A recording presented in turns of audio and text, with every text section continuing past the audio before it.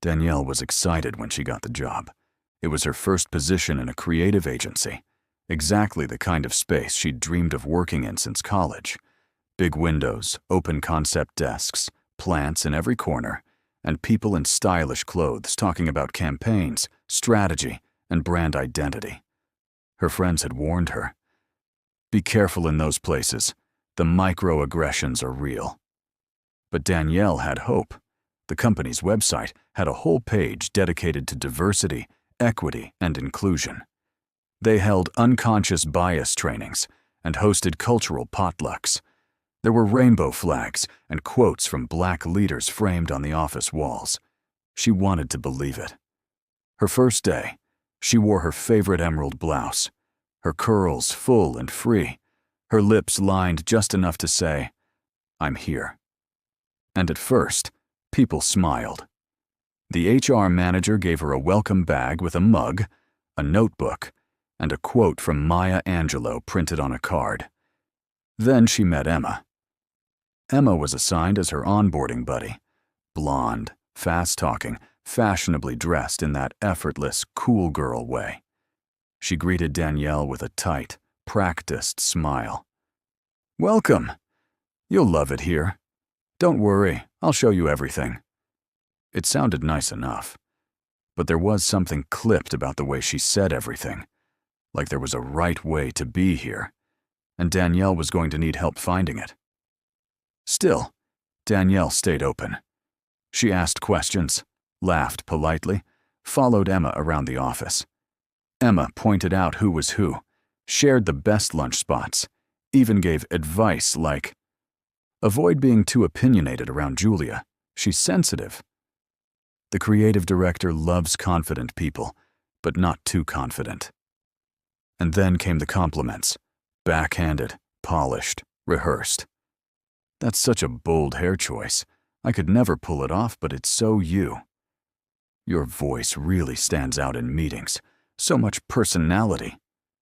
Danielle smiled through them. She knew the code.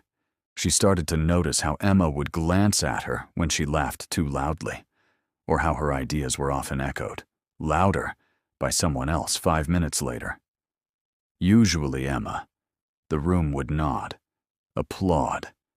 Danielle would sit still, watching her own thoughts get rebranded in real time. She tried to adjust. She softened her voice, wore more muted tones, tied her curls back, avoided saying girl or or anything that might brand her as too much. She didn't code switch out of shame, but survival. The unwritten rules of corporate culture weren't made for women like her. And Emma? Emma was the unofficial gatekeeper. There were small things, too. Emma always introduced Danielle with qualifiers.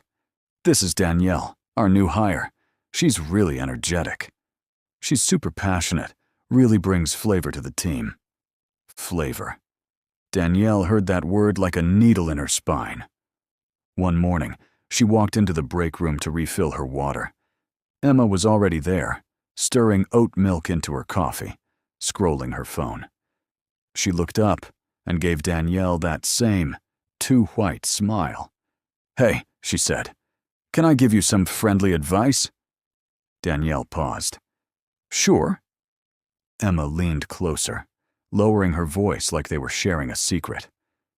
"I think you'd really go far here if you acted a little less black." Silence. Danielle blinked. "I'm sorry, what?" Emma's face didn't change. In fact, she looked almost pleased. "I mean, just polish things up a little. Watch the tone, the hair, the hands. It's just, it can be a lot, you know?" She chuckled. "Don't take it the wrong way. I'm just trying to help." Danielle felt something inside her go completely still. Not hot, not angry, just cold. Focused. She nodded once. And in that moment, everything changed. Emma thought she was giving advice. Danielle knew she was giving her a warning. And Danielle, she decided to listen. Just not the way Emma expected. She was done shrinking. done shaping herself to fit other people's expectations. But she wasn't going to fight this out loud. She was going to win quietly, and Emma wouldn't even see it coming. Danielle didn't go home that night angry. She didn't even cry. She sat on the train with her headphones in, looking out the window, watching the city blur past. Her reflection in the glass stared back, calm, steady, unreadable. She wasn't surprised by what Emma had said. Not really. That comment was just the loudest version of what had been whispered all along. But now it was out in the open. Clear. Named. And that gave her power. She spent the weekend differently. Instead of retreating, she sharpened.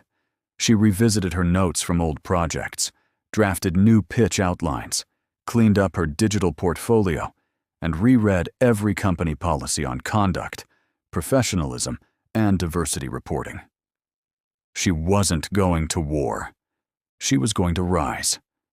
Silently, strategically, beautifully. On Monday, she walked into the office with the same calm energy. But there was something different about her. Her posture, her timing, her quiet refusal to shrink. Emma greeted her with her usual sing-song tone. "Morning, superstar." Danielle smiled. "Morning." That was it. No soft laugh, no polite deflection, just steady eye contact and movement. That week, she stopped asking for permission to speak. In meetings, she didn't wait for Emma to validate her input. She laid out her ideas clearly, connected them to data, and backed them with confidence. When others repeated her points, she calmly followed up with, "Yes, as I mentioned earlier." Her voice didn't rise. Her tone didn't harden. She simply owned her space. The rest of the team started noticing. She wasn't louder, just clearer, focused. She didn't try to prove anything anymore. She let her work speak, and it did. At lunch, Emma still tried to steer the conversations. "We should totally go for margaritas after work. Danielle, you'd love this place. It's so fun." Danielle smiled. "Thanks, but I have a client call prep." Polite, unshakable. And then the shift began. One afternoon, the senior project manager, Jonah, pulled Danielle aside after a meeting. "Hey, that was a great breakdown of the rebrand strategy. Have you ever considered leading one of the client calls?" Danielle blinked. No one had offered her that before. Emma's name wasn't mentioned, but Danielle saw the twitch in Emma's jaw when she heard about it. Soon after, Danielle started getting looped into meetings with the higher-ups. Her name was being added to emails first. People began asking her what direction the creative should take. Emma didn't take it well. She began nitpicking. "That font's a little aggressive, don't you think? Are you sure that headline doesn't sound, I don't know, urban?" And Danielle? She never reacted. She took notes, logged comments, kept everything documented. Even when Emma made a joke during lunch, loud enough for 2 interns to hear. Danielle should teach a class. Corporate Code Switching 101. She's basically fluent. Danielle smiled, took a sip of her coffee, and made sure she added the date, time, and witness names to the file she had quietly been building. A living document. Her safety net. Her shield. Her sword. She wasn't plotting revenge. She was preparing proof. And in the meantime, she continued to shine. When the big pitch came, the one the whole department was waiting on, the VP asked who would lead the creative presentation. Emma's hand shot up. Danielle waited. Then the VP said, "Actually, I'd like Danielle to take point on this. She's been the backbone of the strategy." Emma froze. Danielle simply nodded. "I'd be honored." The presentation was in 3 days. Emma didn't speak to her once, but Danielle didn't need her to. She was done seeking approval from people who built their confidence by tearing others down. What mattered now was the room she was stepping into, and how she would own it. Danielle barely slept the night before the big pitch. Not because she was anxious, but because her mind was focused. Sharp. She wasn't nervous. She was awake, alive. She could feel the tension in her chest, but it wasn't fear. It was momentum. Purpose. She reviewed her notes one last time by the light of her desk lamp. The slide deck was flawless. The messaging was clear. Her transitions were smooth, and her backup plans, in case of tech issues, tough questions, or interruptions, were locked in. She wasn't just ready to present. She was ready to take the room. Because this wasn't just a meeting. This was a moment. Not just for her career, but for every time she'd been told she was too much, too loud, too bold. For every time she had to straighten her back and lower her voice just to be heard. This presentation wasn't just a strategy pitch. It was a quiet revolution. That morning, Danielle arrived at the office an hour early. She wanted to breathe in the silence of the boardroom before it filled with politics and power. The chairs were still neatly pushed in, the screen still asleep.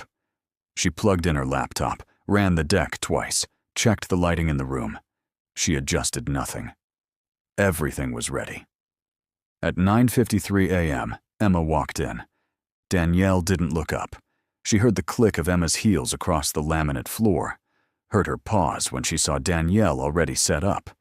She lingered, as if waiting for acknowledgement. None came. Emma took her seat. Others arrived in clusters. First the creative leads, then 2 project managers, then Jonah. And finally, at exactly 10 a.m., in walked the VP of Strategy, along with a senior executive from corporate and the regional director on video call. Danielle stood. The room quieted. She didn't rush.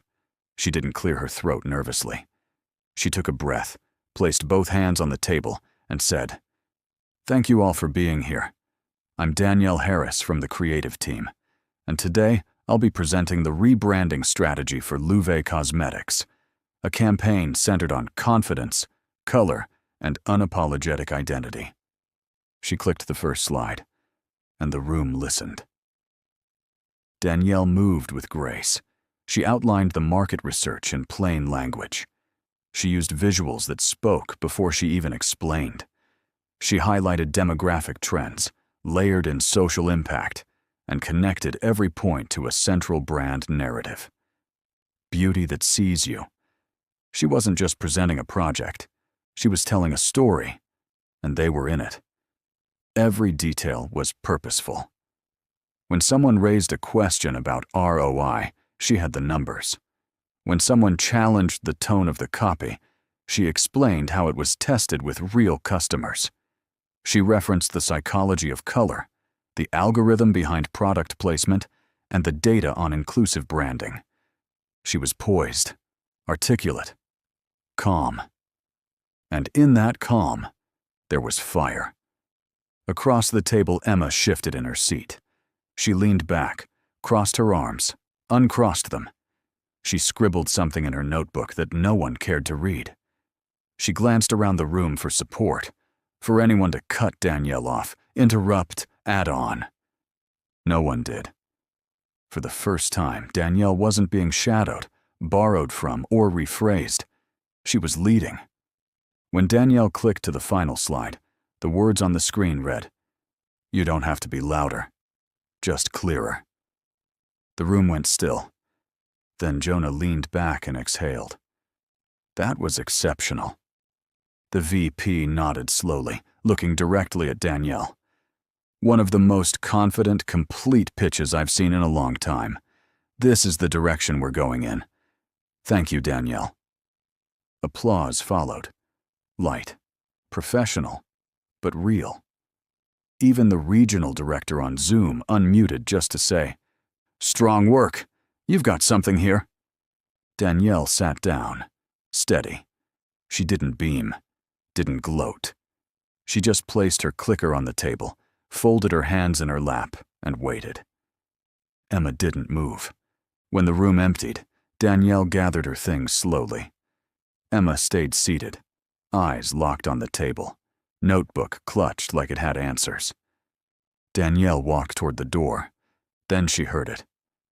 "You've been planning this the whole time, haven't you?" Danielle turned. Emma looked up. Her voice wasn't angry. It was thin, confused, almost childlike. Danielle stepped back into the room, just far enough to meet her gaze. "Planning what?" "This." Emma waved vaguely toward the empty space. "Taking over. Outshining me. You waited until I let my guard down." Danielle tilted her head. "No, Emma. I didn't wait. I worked." Emma scoffed. "You just play the game better than I do." Danielle stepped closer. Her voice dropped, not cold, but clear. "I didn't play your game at all. I stopped apologizing for being seen. That's what you didn't expect." Emma's mouth opened, closed. Danielle didn't wait for a reply. She turned, walked to the door, and paused just long enough to say, "Sometimes being quiet isn't weakness, it's strategy." Then she left. And this time, when she stepped into the hallway, the world didn't feel small anymore. It felt wide open. 2 weeks after the pitch, everything changed. Danielle didn't chase the praise. She didn't post about the win on LinkedIn. She didn't gloat in the group chat. She didn't even bring it up at lunch. But others did. Her inbox began to fill with emails from other departments. "Loved your presentation. Would love your input on our rollout strategy. Any chance you could review our campaign draft? Your voice would be invaluable." Suddenly, her calendar was full. Not with busy work, with opportunity. Her coworkers started asking her opinion first, not out of pity or performance, but respect. She became the quiet presence people leaned toward during meetings, the person others quoted. And Emma? Emma was slipping. Her comments turned bitter, snappier. When someone complimented Danielle's work, Emma muttered, "Well, when you're the diversity favorite." It didn't go unnoticed. Jonah, the senior project manager, asked Danielle one day, "Has Emma always been like this with you?" Danielle hesitated. Then she did something she hadn't done before. She opened the file. She showed him the log she'd been keeping, the comments, the dates, the incidents. Nothing exaggerated, nothing embellished. Just facts. Jonah read in silence. He looked stunned, then angry, then calm. He thanked her, said he would escalate. Danielle didn't ask what would happen next. She didn't need to. The following week, HR requested a meeting with her. They asked for a statement. She gave one. Professional, honest, precise. Emma was called in separately. By the end of the month, she was no longer with the company. There was no dramatic confrontation, no slamming of doors, just a quiet absence. A desk cleared out overnight, a name removed from group chats. Danielle didn't celebrate. She didn't smile when she saw Emma's name vanish. She simply exhaled, not out of joy, but relief. That same week, her manager pulled her aside. "The VP wants to meet with you." Danielle blinked. The following day, she walked into the executive boardroom, this time not to pitch a campaign, but to be offered something else entirely. A promotion. Senior strategist. A team of her own. Direct contact with clients. A salary bump that made her sit down for a second before responding. They told her she had earned it, that they should have seen her sooner, that sometimes talent gets buried under bad leadership. Danielle nodded. She accepted. And she remembered something her grandmother once told her. Sometimes they want you silent so they don't have to hear what they fear. The sound of your becoming. She didn't change her hair for the new position. She wore it free, wild, crowned. On her first day as senior strategist, she walked into the same building she'd once tiptoed through. Only now, people stepped aside to greet her. That same day, A new hire was introduced. A young black woman, bright smile, big dreams, a little nervous. Danielle was asked to mentor her.